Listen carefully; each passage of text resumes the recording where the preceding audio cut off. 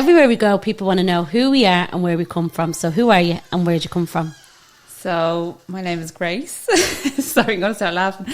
And I'm originally from Ringsend, grew up in Glasnevin and Finglas, and now I live in Carpenterstown, Castleknock. That's because I wonder where Carpenterstown was, because I didn't know where it was. If I'm being posh, I'll say Castleknock, but it's really Carpenterstown. But yeah. So I could just leave you hanging there and you'll kill me. Yeah, because I'm not. I'm a podcast version, so be nice to me. And I'm very nervous at the moment. So. No, you'll be fine. You're a podcast virgin, but you're not an Instagram virgin, because that's where I found you first and foremost, was your sarcasm, your humour. Yeah, I find you very funny. Oh, thanks very much. Yeah, as a lot of people that follow you do follow you, find you quite funny, because you're just no bullshit, huh? Yeah, well, I mean, I just don't take myself too seriously, like, you know, and I just kind of probably take the mickey a little bit, but yeah, I don't know. Out of all different things. And the thing is that I love about you as well, and the reason why you're here, because I just have a little bit of a fascination with it, is that your job. I know. I know, you wouldn't put it with my personality. Yeah. And when people think of what I do, they think they have a certain image in their mind, and I suppose I'm probably not it. Although all that's changed now, like, you know. So yeah, I just say what I am. Yeah. This sounds like a big reveal. It's like tonight, Matthew. Tonight, Matthew, I'm going to be a funeral director. Yeah. So yeah, I work in a funeral home. I work in Stafford's funeral home, and yeah, I suppose years ago it would have been a more male dominated kind of career, but now there's more women, and we're not all, you know, standing around like miserable looking in long black coats. Like, we do actually have a sense of humour, and yeah. But it did, like, because I remember I was in town and I seen a woman, and that was she was the very first woman, and it was only recent, like, was it my auntie's funeral? Yeah, I think it was my auntie's funeral, and it was the first time I seen a woman, and I was like, oh my God, there's another Grace. I was like, look, because you're the only one. There was plenty of women before me. I haven't, like, you're not the pioneer of it, no. No. But I suppose there's more and more, like in our company now, it's probably nearly 50-50 male and female. Yeah, really? Yeah. So, and like, it doesn't surprise me. Like, I think women make great funeral. Nothing against the men, like, but I do think women just have that natural kind of. Why do you think it was men originally? I don't know. I suppose maybe it's something to do with all the heavy lifting, and, you know, and I suppose going back, like, it would have been all, you know, it was in the family, it ran in the family, so it'd be passed down to the children and that. But now it's more like, you don't have to be, you know, your parent doesn't have to be a funeral director, or it doesn't have to be in the family. You can, you know, if you want to be a funeral director, you can just be a funeral director. Do you have to go to college for it? No, not for where I work now. The training was brilliant. Like, Jesus, I've never had training like it before in any other job that I've worked for. So, and I think that's the best way of learning. Now, there's a lot to take in. But yeah, once you don't have to go to college for it, like.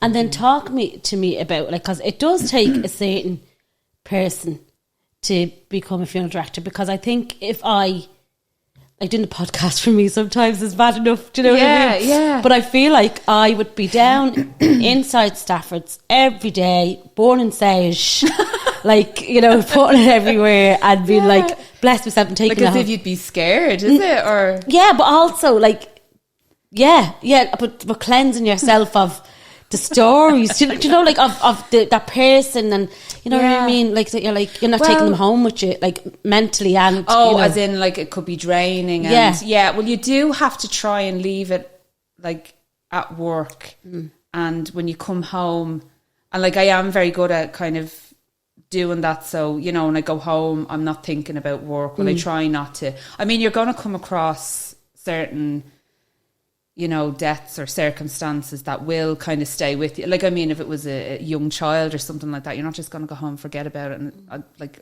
was going to say, especially if you have children yourself, but I don't think you need to have children to be, you know, to feel that way. But you just have to try and not, you know, and to be honest, like, when you're meeting with a family, you know, you're hearing their stories, and you're really getting to know the person that they've come in to arrange a funeral for.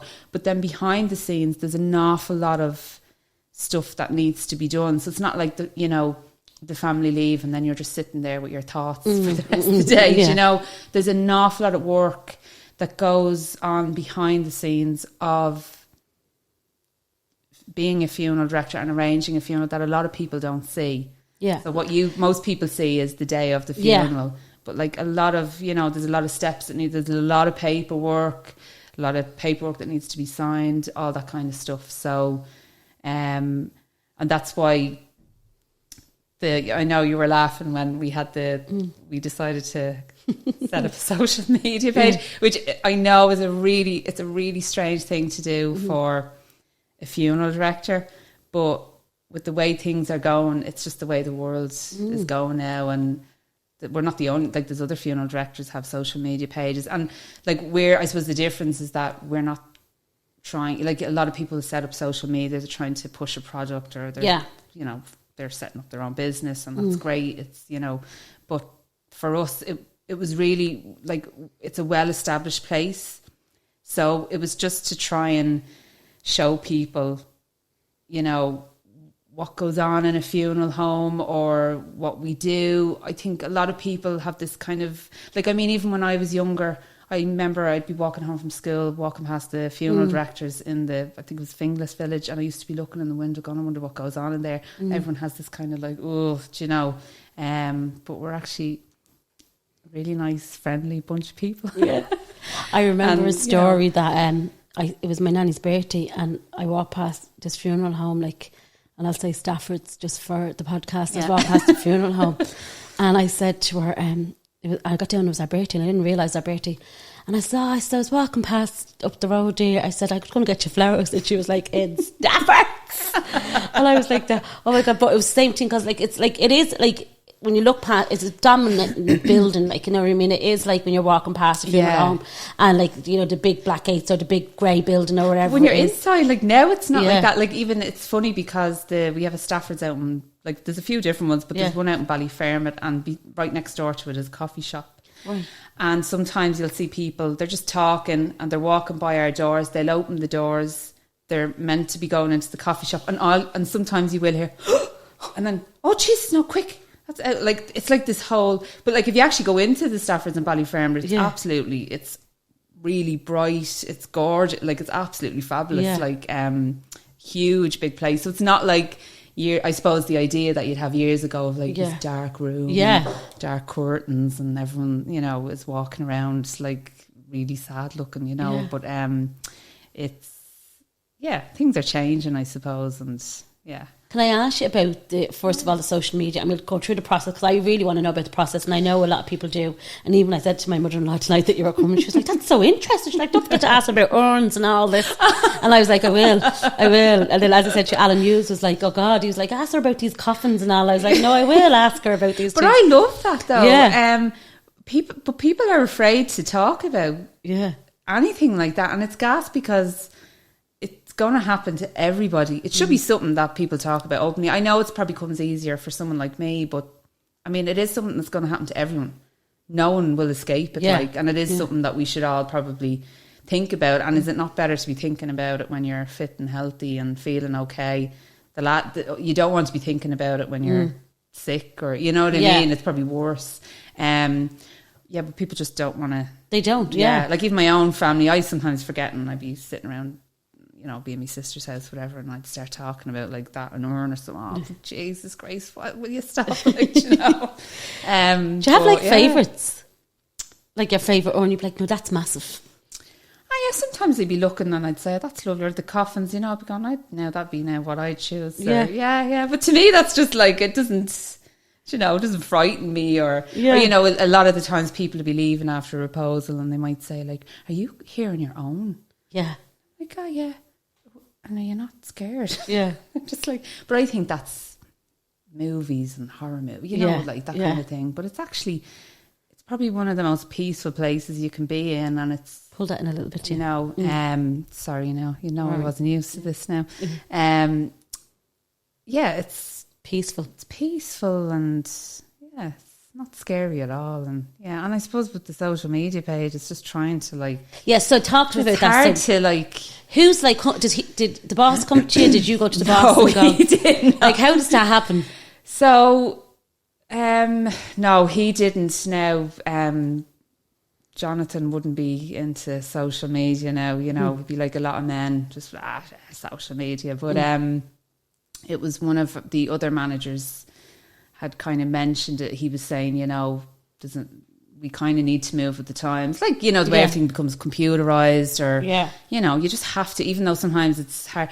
And like, it is awkward because, I mean, like a funeral home, I mean, the things that grab people's attention online is humour, controversy, you know, stuff like that.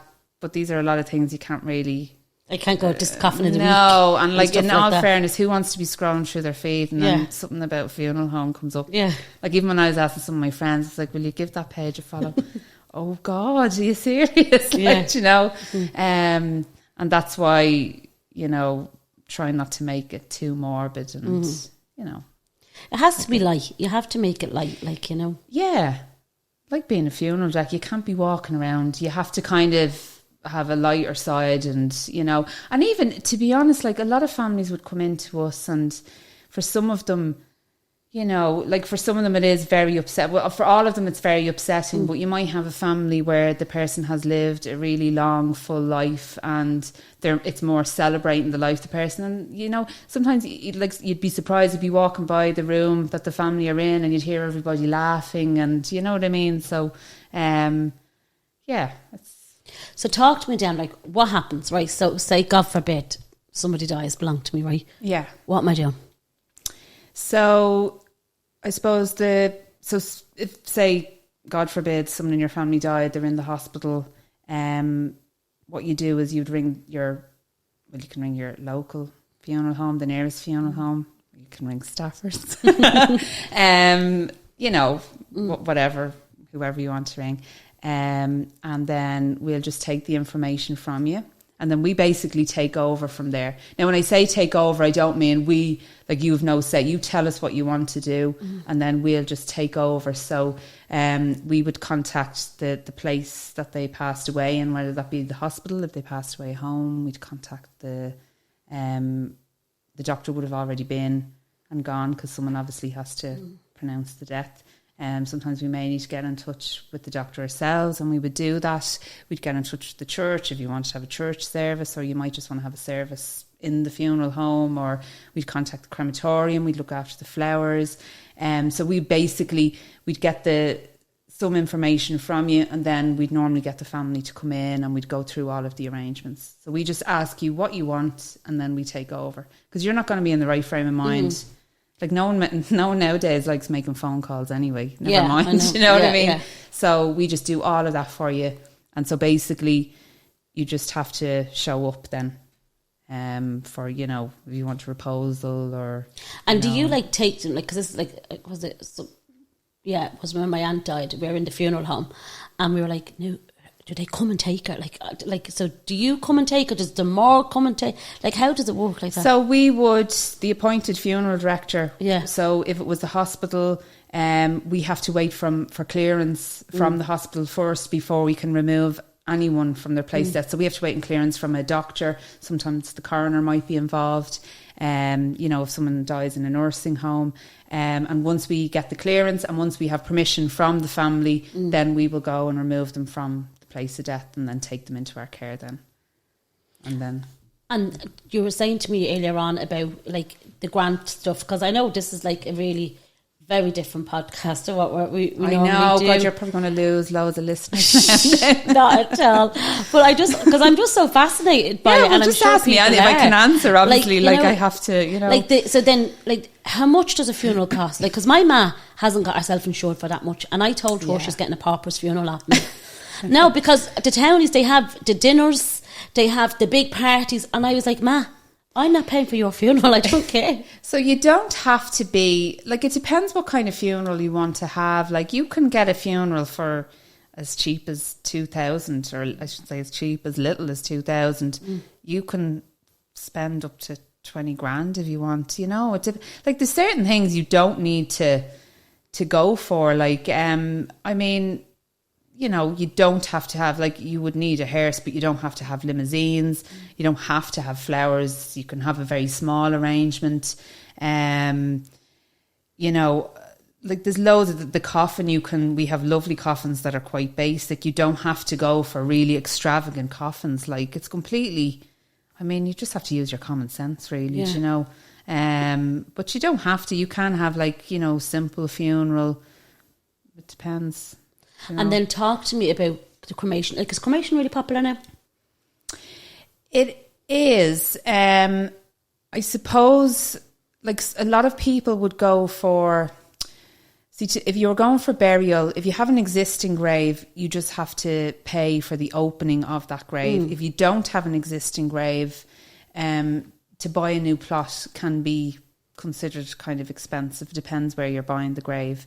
Cremation would have been considered... The grave, if I say to you, I want a grave, do you go find a grave or do I find a grave? Well, you just tell us what cemetery you'd like to go with. Now, some cemeteries you can't purchase a new grave. Some cemeteries you would have to live in that area or have family that are already buried there. A lot of them, there's no problem at all. So Balgriffin, you could get Balgriffin Extension, you can get a new grave there. Or in Dardistown, or so Balgriffin is quite, like, I mean, I think at the moment a new grave there is €2,636 or something, to be exact. But if you had already had a grave there, you're paying, it's €942 something like that, just to open the grave. So my mother-in-law had a grave in Balgriffin and sold it, I think, about 15 years ago. She got a fortune for it. Yeah. She got a fortune for it. Now, I think with it did happen. I don't know whether it was Palmerstown. It was a good while ago. Someone was inquiring. They'd purchased a grave a long, long time ago, and they were considering selling it, but they were told that the cemetery would only buy it back off them for the price that they paid, which was at the time very, very little. So so with cremation, I suppose, you know, for a cremation in, say, Glasnevin, Dardistown or Newlands is €780. But then if you're going to inter the ashes, which is, you can put the ashes into a wall or into a grave, then you're going to be paying extra for that anyway. Right. But if you're going to keep them at home or scatter them, then that would be the least expensive option. So with the cremation, you still have to have a coffin, yeah? Yes. I know that's a stupid question. No, it's not at all. And everyone asks us that. You know, all the families, most of them, when they're in choosing the coffin, they'll say, this is a stupid question, but do they stay in the coffin? That is one of the most popular questions we get asked. And you do. You go into the coffin, and once the coffin, you know, obviously a coffin might remain open for a reposal if that's something you're having. And then obviously before it goes to the church or before you have a service, that coffin will be closed, and that stays closed. It's not opened again for health and safety reasons. And then that would go into the cremation chamber. Yeah. Now in some, I don't know, like probably other countries, there's probably cultures where they don't, like, I don't know. And is it true, like, you know, stupid question time, but is it true, like, that they're like, that mightn't even be your ma or your dad? I should start saying dad, because I don't think your ma's going to die anytime soon. Like, you know, but like people. No, like, that's another crap. People are like, how do you know if, like, they're not mixed in with? How do we know that's their ashes? So you can only fit one coffin at a time in the cremation chamber, and the process takes a couple of hours. It's like an extreme heat, so they can't be mixed in. So really, you know, like, I'm always afraid to say too much in case someone's listening and they're like, I don't know that. But like, basically you can't, it's not possible to be mixed in with anyone else's ashes. The ashes that you get, and they're all from the time they go into the cremation chamber to the time that it's finished and it goes into the ashes, there is like an identity tag that's on it. So you can't be mixed with anyone else's ashes. So the ashes you get are your loved one's ashes. Because I know a lot of people. Yeah. Because that's what, like, you know, you hear those horror stories, and that's something that you're really... Yeah, like, and like, obviously I can only say it from Ireland's point of view. I don't know what happens in other countries, but like, this is the thing. It's like anything online. Like, one person will say, oh, well, you know, my uncle Paddy was talking to Mick, and Mick's brother, he used to be a gravedigger, and he said that, you know, and that's all it takes. And then before you know it grows legs, and then, you know, and you're like, can we find who Paddy and Mick are? and find out if that actually happened. But like, do you know what I mean? Like, it's it's like, do you know the way someone says, do you know what I heard? Yeah. Like where you were, you know, people be saying probably stuff about the cruise ships, like, oh, well, I heard what they actually do with that food is, like, you know, and you're probably going, no, they don't. So, no, it's all very above board. And so, 2.5, say, to open a new grave. If you don't see, my ma's definitely getting a pauper's funeral. Now that would be in Balgriff. The likes of Dardistown, I think it's 4,200. Now I can't. I'm trying to remember exactly, but it's about 4,200 for Dardistown. That would be. See, some of them are 4 burial, some are 3 burial. Then Glasnevin, you actually go down. A lot of them are like some they're called gone over graves, or what's that mean?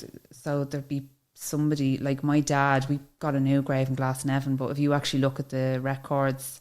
Like there's people that were buried there in the 1800s that we don't know, but that's just the way. Okay, to sink down, and Rebecca's looking at me. I thought you could be going to say hello to someone, and like, can I ask you, what would you want? Do you know what? It's terrible. I keep changing my mind. I think, to be honest, like I suppose, like I always say to my family and my husband, like, please just don't spend a fortune on me, do you know? But then in saying that, I know if I knew that something was going to happen, I'd probably change my mind. You know, I don't know. I don't mind. Like, it doesn't really bother me. I just think when I'm gone, and it's like, I don't know. Some people have a fear. You know, you hear people saying, "Oh, I don't want to be cremated," because they're afraid they'll wake up. But like, you know, I mean, that's not going to happen. I mean, if you get through the embalming process and all that, you're definitely, and you wake up then, in, you know, that's definitely not going to happen, I can tell you. But then I suppose some people don't want to be buried, they're afraid of being buried because, you know, you hear people going, oh, what if you were buried alive? And not, like, you know. But. And then, like, what kind of, and I'll come back to, like, what kind of atmosphere is there in your job? Like, are you as great crack? Do you get on, like... And you just have parties and everything. I can't stand them though.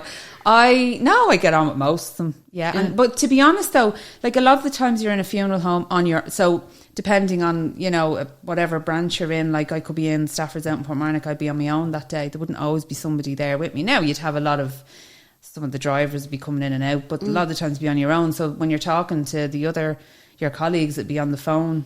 You know, you might ring them in another branch and have a chat, whatever. But most of us have a good sense of humour, and you kind of have to, because I don't know. I don't think otherwise you'd be miserable all the time because you're dealing. Like when you're arranging a funeral, obviously you have to be very sensitive, very compassionate. Sometimes, you know, if you're having a day where it's really busy, you might be a bit draining, you know, because you're taking an awful lot of their grief on as well, you know, and so I think then once you switch off and you go home, you just have to. That's why I watch stupid reality TV. My husband's like, "What are you watching that for?" And I'm like, "Because it's just good to switch off, you know." And so it's not I suppose it's not a job for everyone, but and because that's why you'd be just. I mean, when I tell people, it's like, how do you clear a room? Tell them you're a funeral director. You know, people are just like, ooh, you know. And most of the time, like if I meet someone for the first time, say a friend, and go, tell them what you do. It's always like, tell them what you do. Stop. And I'm like, well, I work in a funeral home. Stop, you're messing. They always think you're joking. Yeah. Or like they think it's weird, or you know. And then they're like, oh, I wouldn't have thought you were a funeral director when they get to know you. Then, like, because that's what I'm saying. Like, I know. Like, it's usually a man thing, but you don't look like funeral director. Do you know what I mean? Like, the woman that I see, and maybe if you were, like, do you go out and do all that? Like, or what, like, you know, some people go out, and like, this lady was in a suit, and she was like... no, I'd wear a suit, like, we'd have a Stafford suit, and... Yeah, and I wouldn't be out on funerals that much, the odd one, or like sometimes if it's a family, like someone I know, I'd go out on the funeral, but yeah, I'd have to wear the suit and, you know, But she was like she looked a little bit like Mr. Trunchbull, like she. Well, I don't know. God. Maybe I'm going to look like that when I'm old. Yeah, and I was like, God, she's a real just because the way the men always look for it, and I was like, I couldn't imagine you like. Oh, like no, I have to have my hair done, my nails done, my makeup on, like I'm like if I walked into a funeral home, I'd love to see your face. Because I'd feel a bit comfortable. Like, Rebecca. Like, no, because I'm like, oh, look at her, she looks real nice, do you know what I mean? Yeah, well, I try. Like, I mean, Jesus, save my husband's listen to this now, he'd be going, sorry, what? You want to see her face at home? Yeah. Yeah, but like, what family wants to? It's like, people are be like, would you be crying with the families? And I'm like, no, of course not. Like, no family wants to come in and see someone who looks miserable, sad, and who's crying with them. No family wants that. So, I try and have a smile on my face, obviously not when they're telling me about how someone passed away. And I try and I suppose the way I see it is like, I would imagine, because I remember so my dad passed away 10 years ago before I was a funeral director. And I remember we were in the hospital and we were like, what do we do now? I remember we were put into the family room and the nurse said, just need to arrange the funeral. And we were like, what do we do? Hadn't a clue, because it's a real Irish thing. Nobody talks about it until the thing happens, and then it's all like, then we walked. I remember we just walked into a funeral director's, and we hadn't a clue what to do. And that's, I suppose, the way I feel like people would be probably overwhelmed and it's a little bit daunting. And then as well as that, if you've never organised a funeral before, and then the thoughts of walking into a funeral home. And so that's, I really just, from the first call and from the time they come in, I usually would just say, sit down and make yourself comfortable and don't worry, I'm going to talk you through everything. And usually by the end of it, they're all, you can see people are a little bit tense at first. And that's the thing, a lot of the times there would be a lot of tension within a family as well. Because like, I suppose they're not eating properly, they're tired, they've been crying. On a normal day, you'd be, Yeah, of course. So I just have to take all of that into consideration. And then I just hope that I make them feel comfortable. That's my main thing. And then usually by the end of it, they're relaxed. And as I said, sometimes they'll have a little joke and they've kind of, and then it's gas, because sometimes a lot of families, like, they'd start laughing about something. And the first thing they do straight after is what? They apologise for laughing. Yeah. They're like, oh, sorry, like, they feel bad for laughing because someone has just died, but like, that's just normal. You know what I mean? You can't be, you need a little bit of humour. Yeah. So I think when I was saying, I feel like I'm being really boring. No, you're not. This is what poor Rebecca's like that. No, this is exactly what I want to hear. Like, and and we try and keep it as ask me anything, and obviously I just have to be mindful of. I don't know. If someone is listening to this who has recently lost someone, I don't want to upset anybody, and it's just to try and make everyone. I don't know. Like, there's just the hush behind. What a funeral director does, and. Yeah, But as you said, it's such a tense time. There could be, high tension between the family. Daughters losing mothers losing children, and all they want is a friendly face or someone who can, like, my friend. Sometimes you nearly feel like a mediator as well. Like, that's right. Like, most families get along, but even the ones that get along, there's still going to be tension because, especially if you have a few, if this is the second parent to die and say there's 5 siblings, you're all going to want different things. That's why it's always a good idea if the person has said, this is what I want. It's easier if they come in knowing, like, and it's sometimes, a family would come in and say, she knew exactly what she wants, sorry now, but she knows exactly what she wants. And I'm like, great, because and I do try and say to the family, like, just think of what is it that they wanted. Because I know I'd probably have a different opinion to my sister or, my brother. And that's what, like, my friend Natalie, like, she said to me, we're here, like, and she'd be actually dying now. Like I wouldn't be surprised if I didn't tell her you were here, because she'd be up beside you. Invited her yeah, up. she's I don't know, she's mad, but she said to me, like, because we were slagging and I was saying, me ma, like, and a few Bob. Is this the girl that had decorated the room? Oh, I remember listening to that one. Yeah, and and I'll talk about that as well. Like, but she was like to me, but what does your ma want, Rebecca? And I was like, no, God, lads, my ma's not dying. Like, my ma's not dying. Like, you know, she'll be in Northside tomorrow. You'll be grand. But like, people like, what does she want? And I was like, I don't know. And she's like, have you ever asked her? And like, Paul's sister would be like, you know, oh, we pay this. Ma, listen to this song for everyone. And his ma's like, I know exactly. I want hymns. Don't play. And I think there should be an open and honest conversation. Yeah. Of what you actually want for funerals. Yeah. But probably, everyone should probably write down what they want. Now, obviously, in 20 years' time, that might change, so you can, you know, update it or whatever. We update everything else. There's so many. I'm sure there's now some kind of venting app for. Yeah, to do that. I shouldn't have said that, girl. I'll edit that out now. Rebecca's taking notes, but you know, like it's.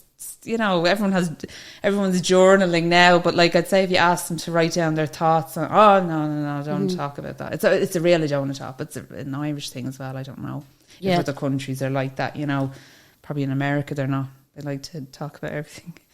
And then, like, you know, when it comes to like, when my friend died, like, I found that funeral director to be absolutely amazing, because it's like Emma is a young widow now, and he was brilliant, and he just made sure that she was okay, like she was the priority. Yeah. And you would find that a lot of people would be focusing on things like, what are we going to do for food after? But what if people can't get out of work for this? What if? And I'm always saying to families, stop worrying about other people. Other people are there for you.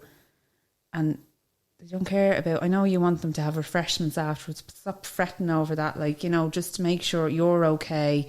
But I suppose people just want it to look nice and it to go well. But it's a lot of pressure on the family. Like, when you actually think about it, other people should be the ones organising refreshments. And I suppose in a lot of families they do. But yeah, I mean, I think a decent person, if you're going to a funeral, that's the last thing you're thinking about. You just want to pay your respects, and everyone, but then sure, you'll always get someone. Everyone wants a soup sandwich. That'd be my man. Yeah, they didn't have any ham sandwiches. Yeah. But people are like, and this is the thing, like, I think it's just the Irish in us, like, because when my aunt died, it is definitely we're a strange bunch. Yeah, as Lisa says, my friend Lisa Wallace says, there's nothing stranger than folk, like, there's nothing queer than folk. Like, we're so strange. Like, the army, because did the feud for horse, and he said, "Did you see them sandwiches? Them sandwiches were something else, weren't they?" There was every type of sandwich going. And I'm like, what about the rest of the day? Yeah, I'm like, your sister's just died now, but them sandwiches were something else. Yeah, or I wouldn't have those flowers now. I wouldn't have been into those flowers now. I thought they were a bit, you know, people are always commenting, like, we're very judgmental, like, yeah. Do you know, like, so there's one thing, and I'll ask you as well, like, so I said to Paul, if I die young especially, like, as in, I was like, I need a PA system in that church. I need... Everyone, there's nothing worse than, and everyone's going, oh God. And someone's going, what do you say? Yeah. When you're giving a eulogy, lads, just a piece of advice, the back of the church can't hear you. And I was like, Paul, get a PA system and get that out there. Do you know, I think, though, a lot of people, like, I'll do the eulogy.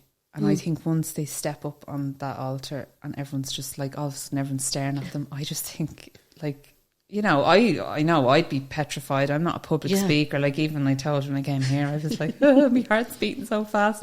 So I think people just mumble. Yeah. You know, you're not used to projecting your voice, and it's just not something that you're used to. But it's shocking, because you want to hear those stories. Yeah. And then when someone's mumbling, and like... It's like the pilot on the plane. Yeah, and you're like... and then everyone's gone. Yeah. God. And I'm like... I have no clue. So I said to Paul, seriously, because what did he say? What did he say? Because everyone's laughing and you feel like you've missed out on the joke. Like, what was the joke? I would probably end up in Prizewood Church, and like in Prizewood Church, it's a big old church. Yeah. And like that, I was like, Paul, if I die, you get it. And I rang. He said to me, "Do you think?" Well, Paul might not be able. See, the thing is that he'd be too sad to maybe, because you think you'll be okay. Like, I remember my friends, God, I hope she won't want me saying this, I won't say her name, but her husband died he was diagnosed with cancer, and like within, I think it was 3 months, he was only, I think he was 43 when it happened.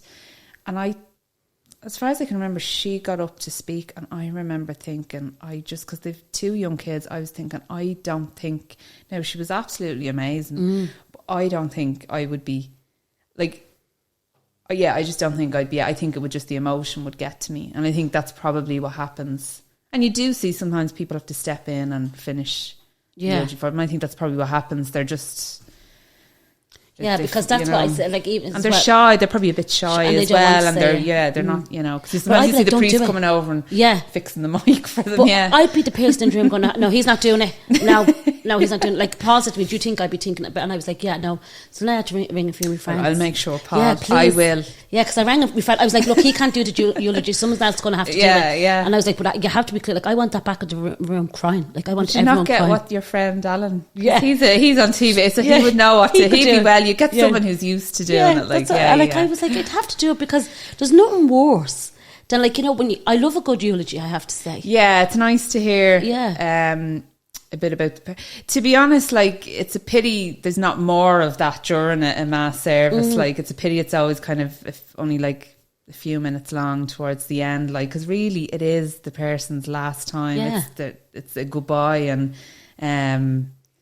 it's a pity there's not a bit more kind of. And I don't want to talk too much about priests, but I can imagine, like, priests can be sometimes like for example, in private church. I have to be very careful. I know. They don't actually did warn me before this. Applying for a job on that cruise ship.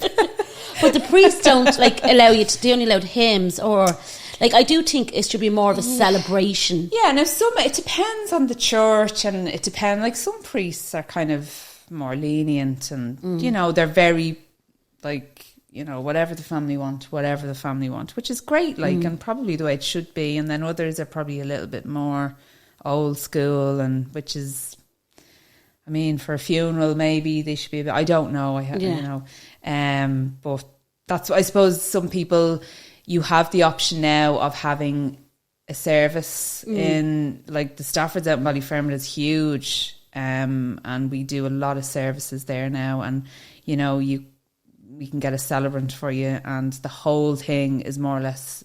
Oh, really? Tell me about that. So the celebrant would organise everything, but you can have any kind of music played, like their favourite songs. Actually, if you go to the church and you go to the crematorium afterwards, it's usually then a 20-minute service in the crematorium and the chapel in wherever it may be, Dardistown or Mount Jerome, wherever. And you can have a song played at the beginning and a song played at the end of the service, and it can be any kind of music at all. Like, it doesn't have to. And some people like that, because for the church they've been restricted to religious hymns. Now, some churches allow the odd song within reason. Do you have to have the priest at the crematorium? Well, they would usually go, or someone from the funeral team in the church would go, but it's usually the priest that would go.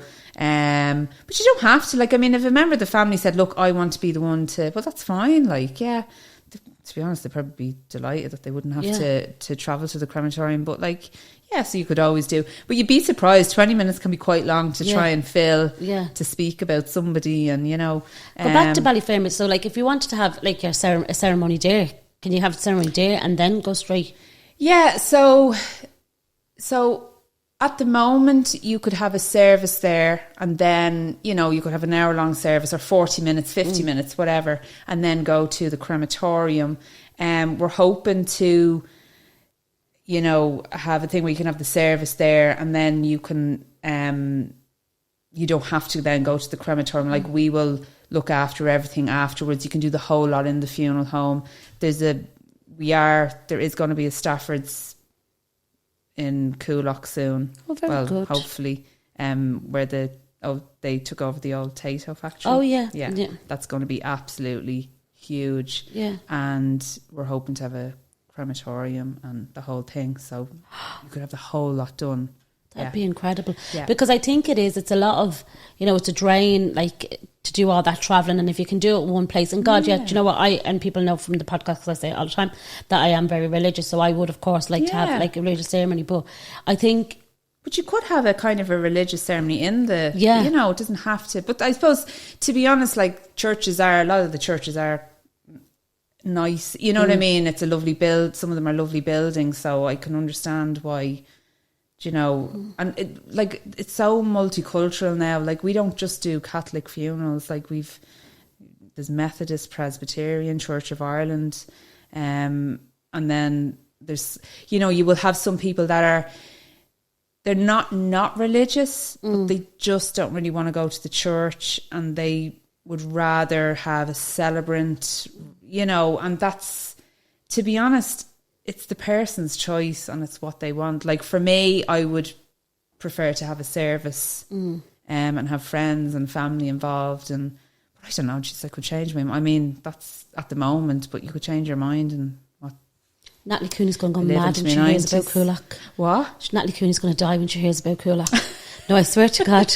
Like, she is taking selfies. Yeah, she was taking selfies outside. She'd be that's like, going to be absolutely huge. Like, yeah, it's going to be absolutely gorgeous. So yeah. So she, like, again, like, do you ever see like what she did? So she went and got all these curtains or whatever she did. She got, and she put it around. She decorated, and she'd like lights and everything. Was that for her mum and for her granny? But then that's actually really nice. Like, fair play to her for doing that. That's really nice, and it was beautiful. And then if my mother was listening to this, she'd be like, "You wouldn't be doing that." No, either would I. And to be honest, such a big effort. I'd be like, "Oh my God!" And then she didn't rent them out. She'd go, like, anyone, the neighbours that died, and my sister-in-law, her mum died. Her aunt died, and she went and brought that stuff to there, and she did it for them and all. And I was like, you should go into business doing something like that, going around and decorating houses. Yeah. But, like, do people go like that? Like, and do you just get like, oh, that was a great idea. Oh, that was a great funeral, or like, as in what you know? Like, so if you were to walk into a room and it was all decorated, would you be like, oh no, this is lovely? No, I'd be like, that's look, because I suppose, like, it's your loved ones. So, and the thing, like, a lot of people would want the person to be brought back to their house and repose there. Some people would repose in the funeral home. So I think it's nice, like, when, you know, even in the funeral home, I'd say to families, if you want to bring in photos or, you know, make it you're very welcome here, just make it be like you're at home, and they'd put stuff up that reminds them. Now, they're probably not hanging curtains now. That's probably a stretch too far. But like that, someone's been brought home. You want it to look nice, and like that chair. Like, you'll find a lot of people will want, you know, you'll see on the notice they'll ask, can people wear colourful clothing, especially sometimes if it's somebody young, like, and the flowers will be full of colour. People want colour. They don't want this, you know. Yeah. Like, morbid kind of. Now, some of the older people, maybe that's more old school, they want everyone wearing suits, and, you know, like, look, it's an individual thing, isn't people it, like really? they've gone moved away from the black and they want to put on colour. Yeah. Can I ask you about, not the embalming process, maybe it is the embalming process, like, you know, when you walk up to a coffin and someone's laid out and you're like, oh my God, they look great, or you're like, oh my God, they look terrible. So it's about modern day medicine is great, but sometimes it can interfere with the embalming process. Like, but to have an open, you would need to have embalming done to have an open coffin to preserve the body. And then sometimes you will. So sometimes the person, if they've been very, very sick and dying for a while, I suppose just right when they die, they probably look really, really, really ill. And so sometimes then when they become embalmed and when they're dressed and the bit of makeup and the hair is done, a lot of families are like, and they'll say, like, this can sound really silly, but like, she looks really well. And that's actually, when we hear that feedback from a family, like, that's, you know, that means a lot to us, because it can be very, very hard. Like, and we do have to say to families, like, but the expectations, you know, sometimes they'll be giving you a photograph from 15 years ago, and I'm like, I can't even look like that I did 15 years ago, do you know? And so you have to be realistic and say, look, because they were sick, or, you know, things like morphine or a lot of medications, it can kind of interfere with that kind of thing. But we try so hard,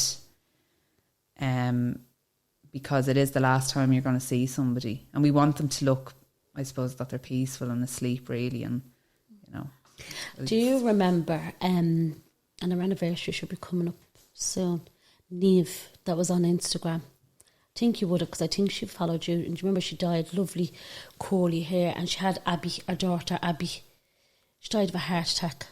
No, I don't. Oh yeah, I'll show you a picture of it. It's terrible. And then, like, if my friend Lisa was listening to this, she'd be like, "That's typical Grace." She'd be talking with someone, and I'd say, "No." She's like, "Grace, she sat beside her in school." She always used to reach. She had a bit of a following, like, and she was just her and her daughter, and Was she like an influencer? No, like she was putting herself out there. And she had a heart attack. I think she'd heart trouble, and I'm sure if you showed me a picture, I'm just really bad with it was her and a little girl, and she'd always like reach out, and she'd always be like, "You're doing well" and everything. And then when she died, like, I just put it on Instagram because I found out she died, but I knew the people who I followed, she was following. Young, was she? She was in her 40s, yeah. Like, I think God.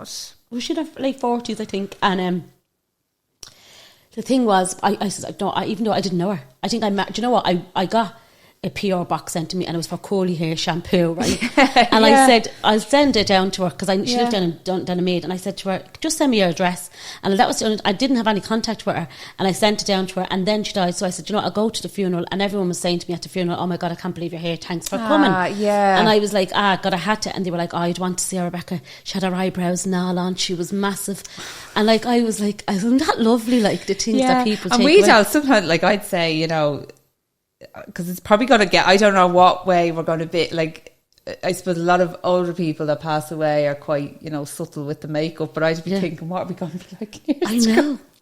We're going to have filters over our faces. Like, this would be like, make sure I have a filter over me in the coffin. But, like, I'd say to, you know, we're not makeup artists or beauticians. Like, we can do the basic, but if you wanted, like, if anyone was asking for contouring and false, I'd be like, listen, you know, someone who like a professional, like, I wouldn't even be, I couldn't even do my own makeup like that. So, and even like that with hair, you know, sometimes we'd be like, we'll tidy the hair, we'll wash the hair, we'll try and style it as best we can. But if you need like a particular haircut, you want layers cut into it or anything like that, again, we'd say we'd have to probably get a hairdresser to do that, like, you know. And then you have to remember someone's lying down as well, gravity and all of that. So, like, that's, but I suppose people don't think, you know, like, if they're coming in and they're not thinking straight, like, if they're showing you a picture of the person at a wedding and they want them to look like that, but, you know, it's because this up, like, Paul's funny. I think maybe even Lindsay, Paul's sister, did her hair, like, you know, that she was like, she was that core, you know, that core, like, sometimes that can be hard to like,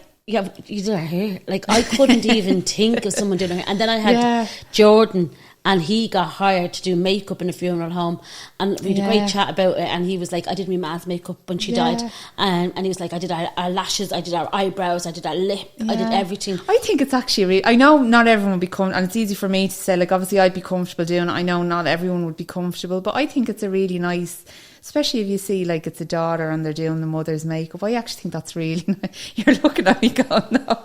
Do you not think it's a real, like, it's a bonding kind of thing? It's like you're bonding Grace. I love, like, God, now my mum is fit and healthy. She's like, knock on wood. But like, I'd like to make sure she looks, you know, my sister, if she's listening to this, she'd be like, she'd be ringing me mum now straight away. But, like, yeah, I think it's a nice little. And I, like, when I was asking, but I can understand if you didn't, you know, like, I get like that. If Paul's mum again, she's like, yeah, you better do me hair, and all to Paul's sister hairdresser, and she's like, yeah, I'll have you massive in the coffin. Like, that's the task. It's so random, the things that go on in people's and, like, heads. I don't think, like, in a lot of countries, I don't think an open coffin, like, that's a strange thing. I think, was I watching now, I don't know, it was a while ago, it was the Kardashians or something, and Kim Kardashian said, she was like, oh my God, you know, like, guess what they had? Like, the coffin, the casket, as they call them, the casket was open. And they were like, wow. And I was like, that's the kind of norm here. Like, you know, some people would have it closed, but it's and it is strange when you think about it. Like, I was only thinking about it the other day, and I was saying, I don't know if I want everyone coming in and staring at me, like, you know, because it's a nosy thing as well. Yeah. And that's true. People are coming in just for a nose. They're coming in to have a look at you dead in the coffin and see how you look, so that they can tell Deirdre down the road. But also they want to look at the house. Yeah. And looking at she's massive. Yeah, the reposal's not till 3, and they're there at 4:03. Like, go in. Very early. Yeah. And, like, even when my cousin died, we 2 deaths this year, unfortunately. And when my cousin died, we went up to the house and they're like, go on in and see him.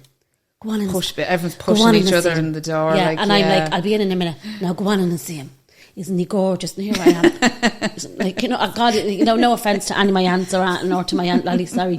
But like, they're like, not just We're doing a lot of apologising. I know. But like, you're like, go in. And I'd be like, I'll go in a minute. Yeah. And then they're like, isn't he gorgeous? Look at him. Go, give him a kiss. I'm like, would you? I know. I remember when I think it was one of my mum's aunts. I was very young. And I remember, touch, go and feel how cold she is. I think I was probably about 12 or something. And I was like, and of course I was, a kid. I was like, and I did.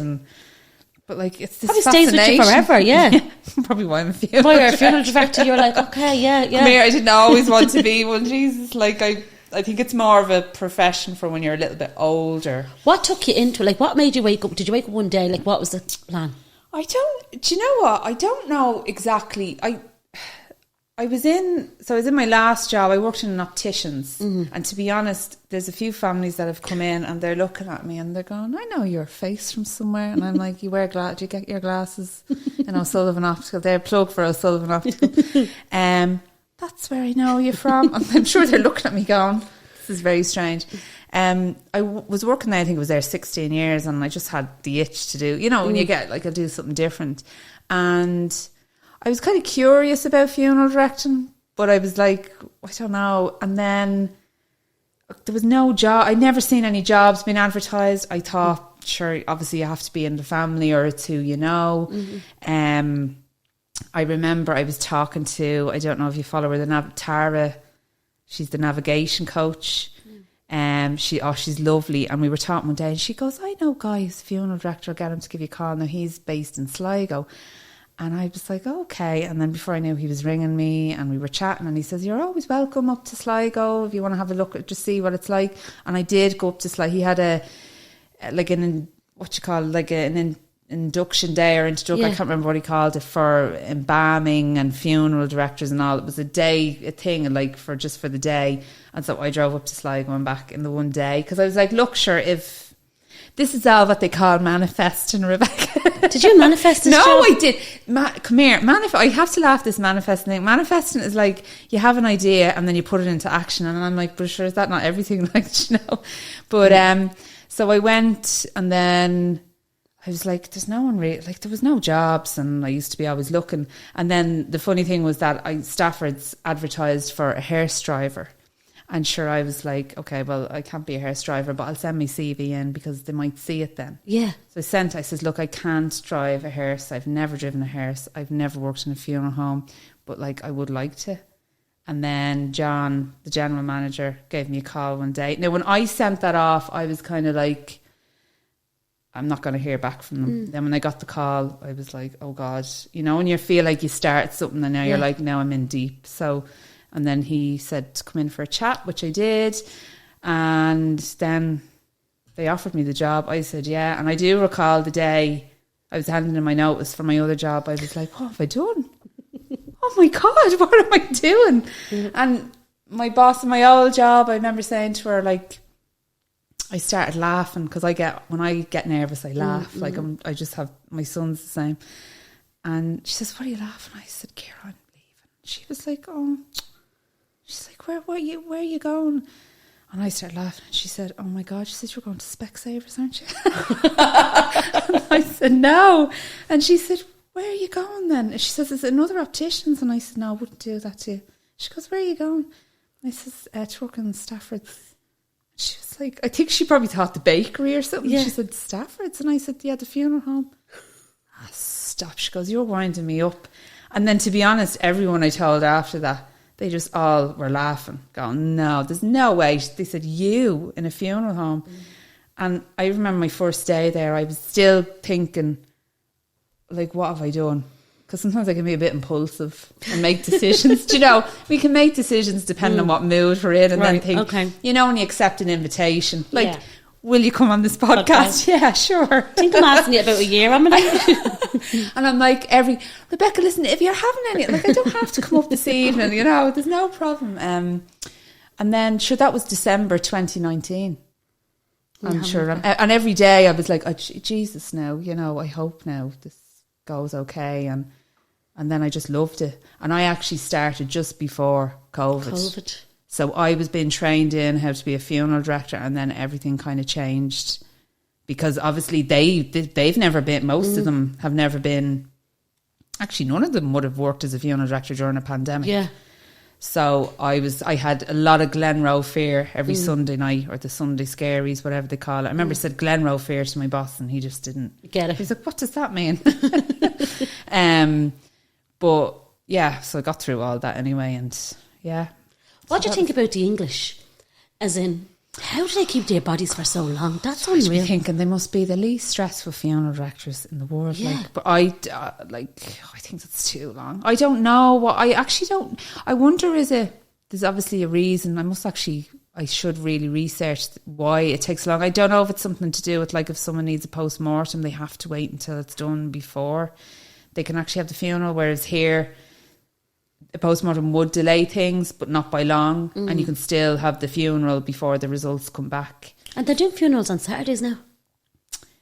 Oh, they've done funerals on Saturdays. Now, not on a Sunday, but actually outside of Dublin they do them on Sundays.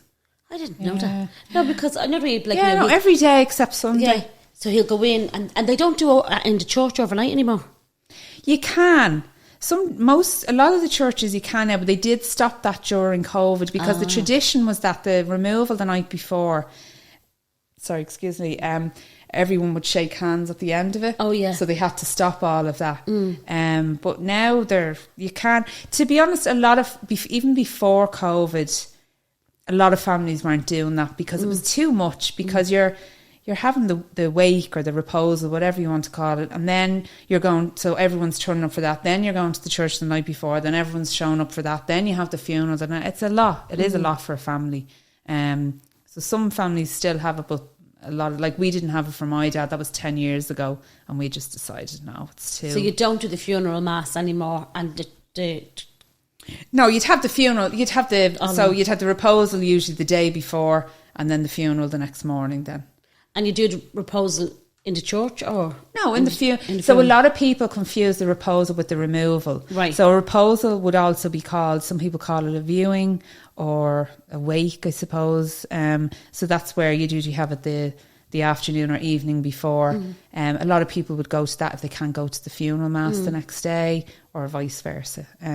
So it just gives you a chance to pay your respects and have a good owl natter. It's nearly like a night out sometimes, for people. Like some of the funerals now, I'm looking at them like, I'm like, that is just all mad. Whereas I know you just want to get blind drunk and probably like just forget it, you know what I mean? But like some of the funerals now are just incredible. Like you see the horse-drawn carriage, you see the huge display of flowers. It's just crazy. Yeah, it's a big thing. I suppose it's nearly like planning for a wedding, but you have a limited amount of time. Like, it's amazing how fast you can actually organise something like that, like a funeral. It's fascinating how you can have it organised. Like, if someone came in, just didn't know what it was. My kids upset. If someone passed away, for example, on the Sunday, the family came in to us on the Monday. A lot of the times the funeral would be over and done with by the Wednesday.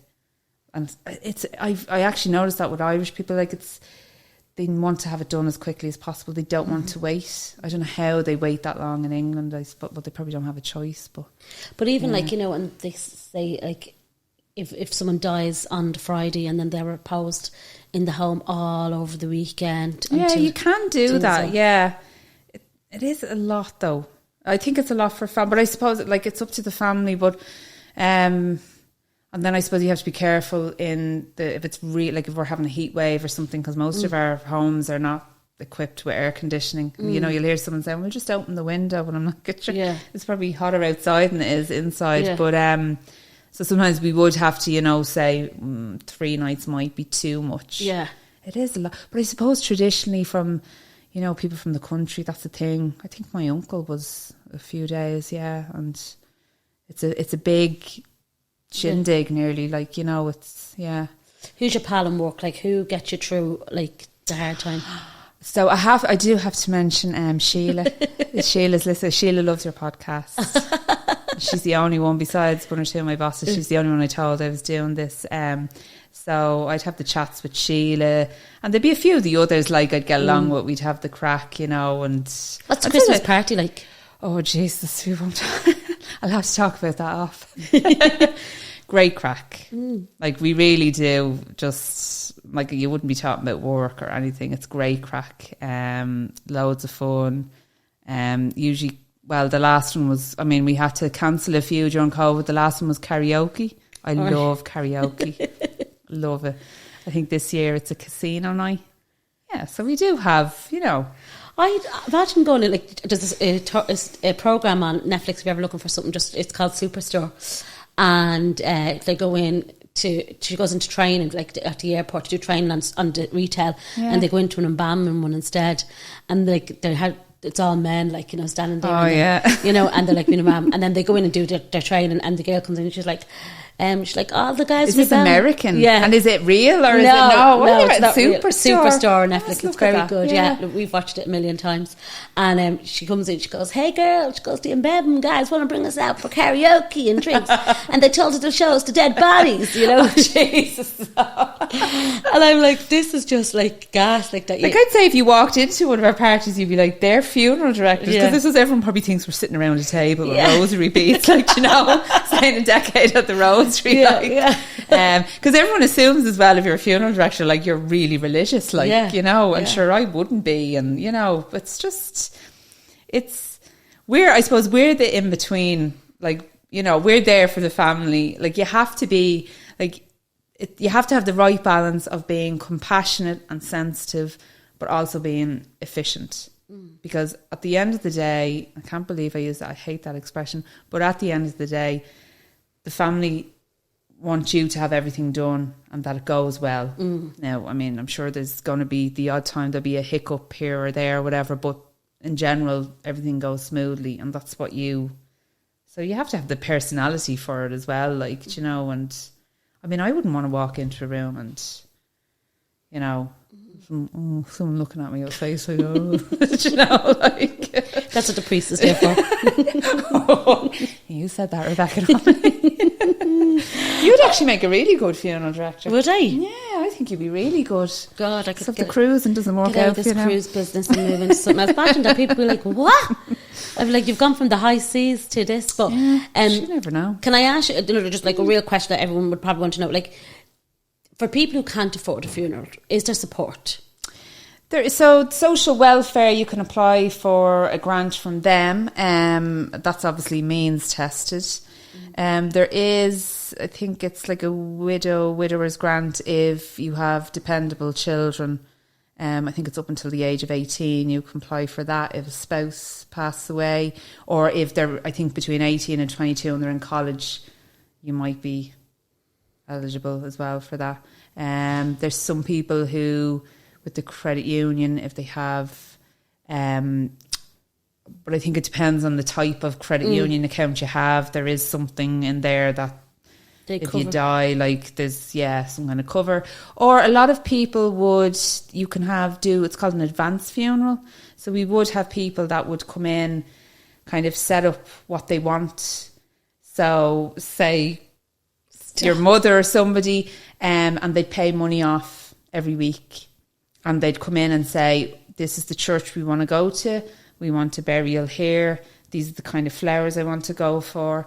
We want a singer and a musician. We want, you know, X, Y, Z. And then we'd set that up. And then they'd pay money off. You have to just keep paying money off every week. It's a good way or you could just set up your own.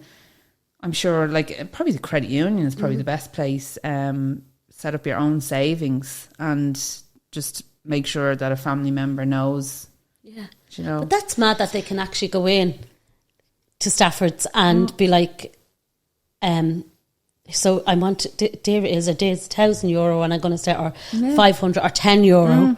And I'm going to come in. It's 20 quid a week every week with a few bob. Keep paying it off every single week. It's just, I think that generation are just more kind of, they're cuter than us. I think we're dope sometimes. They're just spending money here, there and everywhere. And they've always been, I suppose they come from a time when they didn't have money for just anything, and they always had to save and watch where their pennies were coming from, and that stayed with them. And so this is their next kind of, they don't want to leave a load of debt with their children, and you know. Ma, if you're listening. Tell me about gravestones. Like, are you them on how soon after this kind of gravestone can go down and all that? So that's not something. So there is like, we have people that we would recommend, you know, a stone mason, and that would be down the road. You'd have to let the grave settle, or if there's already a headstone on it, you could just add an inscription to it. But that would be like, you know, a memorial place, or in some of the cemeteries they have their own, or we'd have a few that we'd recommend.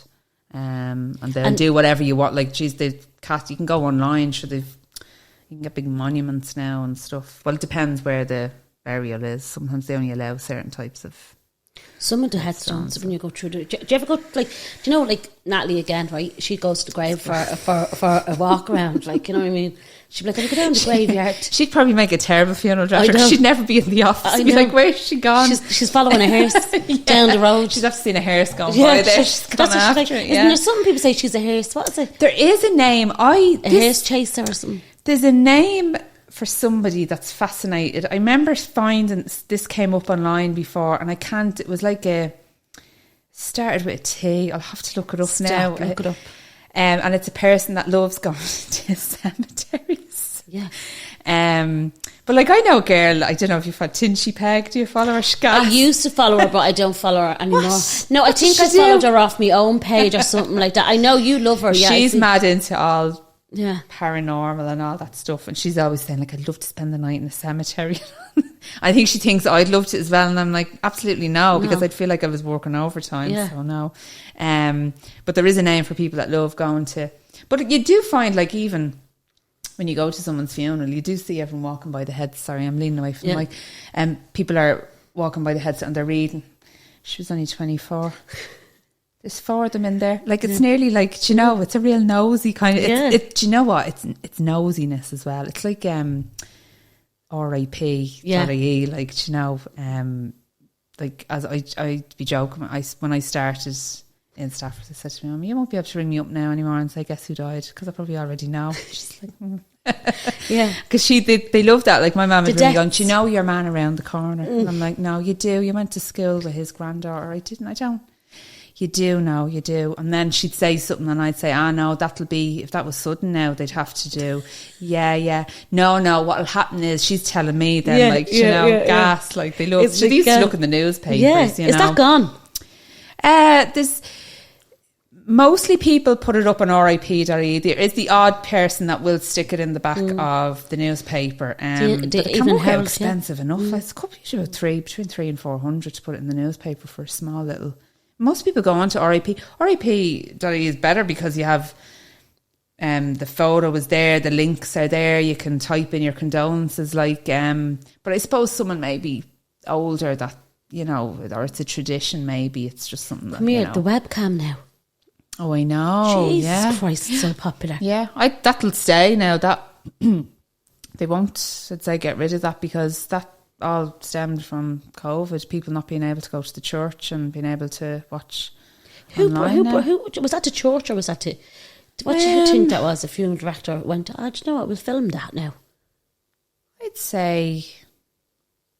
I actually don't know who came up with the idea. I don't actually know. I just think my boss began. That was me. It was me. I can't believe you didn't know. Yeah. I'm sorry now if it was, but I don't. I don't know.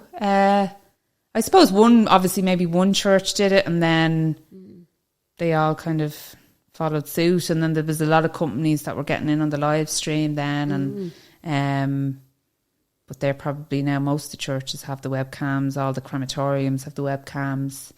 Sure, like when you say there's cameras everywhere now, sure, it's like you can't get it. You can't get away with anything. Yeah. I watched my cousins, because I had to go to work, and I watched my cousins online in a hotel room, and I thought, geez, I'm never doing this again, because this is actually awful. Like, I'm sitting, I had a meeting like at 7:00, ran across to the hotel to sit and do it, and like I was like, and then I had to run back to the ship for their meeting, and I was like, this is nuts that I'm sitting here on my own. And then watching some people this. Want a recording of it. Yeah. Which I don't know now if I'd want a recording of a wedding, but a funeral, I don't know if it'd be something. I don't know. Maybe people think they do, and then down the road they're like, why did I ask for that? Because then, I don't know, it's a bit... When I listened to my cousins, I could hear people yapping though. Do you know what? I have noticed that. Sometimes if I organise a funeral and maybe say it's a singer I haven't used maybe before, or something, or I'm just curious how they dance, I want them to sound good. Stop, Grace. Are you about to say what I think you're going to say? Click in, and then you can hear them like, did you know? I told you that. No, I didn't say it. Like, and I'd be thinking, oh Jesus, did they know? Like, yeah. I don't know if they realise that it's on, and I don't know. Yeah, because you could hear, and like I could hear one saying, look, that there she is. Look, to see them. And here I was, and I could hear them saying, "Who's that? That's her sister." Yeah, that's her sister. And I was like, "Oh my God!" God! One day I did hear was a singer musician, and they were. It was a bit of. It sounded like it could have gotten heated. It didn't now, but there was. Yeah, it was a bit. Yeah, and I was like, "Oh my God!" So then I went to another funeral after that, and I was sitting there, and I was like, "Don't open your mouth because you're on camera." Yeah, because you can even sometimes hear the priest saying to, the sacristan or whatever, saying, no, put that over there. No, put it over there, down there. Like, yeah. So it's like you have to be really careful. Yeah, definitely. One of these days now, someone is probably going to say something that, but he was handy. He was an out diss. Sorry, I won't say because of what they really, because it's like there's a lot of funny videos. There's actually one that does the rounds now, because you know me, I love good funny video. And it's two. The first one I saw was two brothers, and they have us at her sister's funeral, and they have their heads down, and then you hear the eulogy, and she was a lovely girl. She was always had a smile on her face, and then you see the two brothers looking at each other, kind of making a face, going, "Do you know, it's true. Everyone talks really well of the dead." Like, but I suppose the links it's great for anyone that's abroad that can't come home. It's handy that way. Well, it depends what country you're living in. They're probably getting up at like 3:00 in the morning to go to a funeral. But what gets you through a bad funeral? As in, I just keep like as in. So do you mean as in like a really sad, like something that's? I suppose like there was one. I won't give too much detail because I'm always afraid someone could be listening. I don't upset anyone, but like it was a very young child, and I did find that quite hard, but I just kept saying, look, because I suppose I've two little boys at home, and I was like, you're getting to go home. I just kind of try and be like, you just need to stay on top of everything, and you're getting to go home to your kids, and you just need to, like, it is hard, and you can't, even I'd say the hardest person, someone with a heart of stone, when it comes to a child, they just, I actually don't know how anyone, and even, do you know what's actually really sad as well? Even an adult child, when you see a parent has to bury, which would happen quite a lot, that's really sad as well, because I always think they're probably going through photos of when they were little kids, and it's really, really, it's just really difficult. And I suppose it does make you appreciate what you have. Now, in saying Jesus, like, I do have a whinge and a moan and give out the stupid things, like, but it does actually make you realise, like, if you're kind of worrying about something, you could get a funeral of someone, and it was sudden, and I'd be thinking, oh my God, like, your problem is just so, like, insignificant, like, you'll be grand, and like, you would see, especially, there'd be women, like, I'm in my 40s, and there'd be families coming in, the mother has died from cancer, and they've little kids, and like, you can because you can really relate to that, because she's of the same age, and and so stuff like that does really give you a kick up the don't want to swear, but you know what I mean. So that's the only way to, and then maybe a glass of wine when you get home. And you used an analogy earlier on about a movie. Tell me about it. Do you remember what you said? What was it again? Sorry. There was. Oh yeah, I don't know what you said. So I have no issues talking about death, funerals. I am like, here comes fun, Bobby. Yeah. But in the Barbie movie, there's a scene, they're in Barbie land, everyone's happy, nothing ever goes wrong, no one has any problems, everyone's beautiful, and they're all dancing. There's a dance scene, and then Barbie suddenly says something like, do any of you ever think about dying, or does anyone ever think about death? And then the music stops and everyone just stops and everyone's looking at her, and she's just like, never mind. And that's like me nearly on a night out. Like, I think nothing of it. Yeah. I actually find it really interesting, and I don't find it scary. Now, I don't want to die, obviously. Like, I want to live a long and healthy life, but the whole thing around it is, we all have, sure, it's a morbid fascination. You're beyond the M50 and there'll be traffic and there's an accident. And the minute you get past the accident, the traffic's flying. Yeah. And it's because every single person is slowing down because they want to see something. They want to see it, and then they don't want to see it. You know what I mean? Like, it's just this morbid kind of... It's the same when people coming in to see someone. They're probably disappointed if it's a closed coffin. But, like, you know, it's just this morbid fascination. Like, it's very Irish as well, I think. Yeah. Like, yeah. And people love, especially, you know, older people, you'll hear them saying, guess who died? Guess. It's like a game, nearly. Like, I'm thinking, this poor person has died. Yeah. And you're like, it's all exciting, you know, and they want to be the first to say, oh, I was around there at the house now, and oh God, it was they're all very quiet, they were, and the windows were open, and, you know, for the spirits and all that. So, yeah. But you enjoy it? I do like it. Now, I do have my days, don't get me wrong, like any job. But I do. It's interesting. And I think if I was doing something else, I'd probably be thinking, why didn't I stick with, you know what I mean? Like, and I mean, from the day that I started, I was thinking, I don't know if I made the right choice here. I don't know. But sure, look, I'm there nearly 4 years now. So, like, you know, and it is good to see.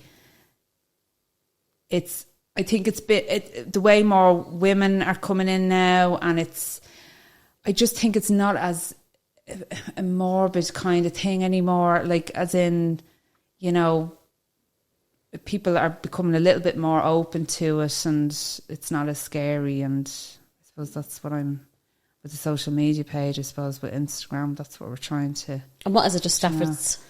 Stafford's Funeral Homes. Yeah. Give it a follow. Yeah, I'll go and follow it, please.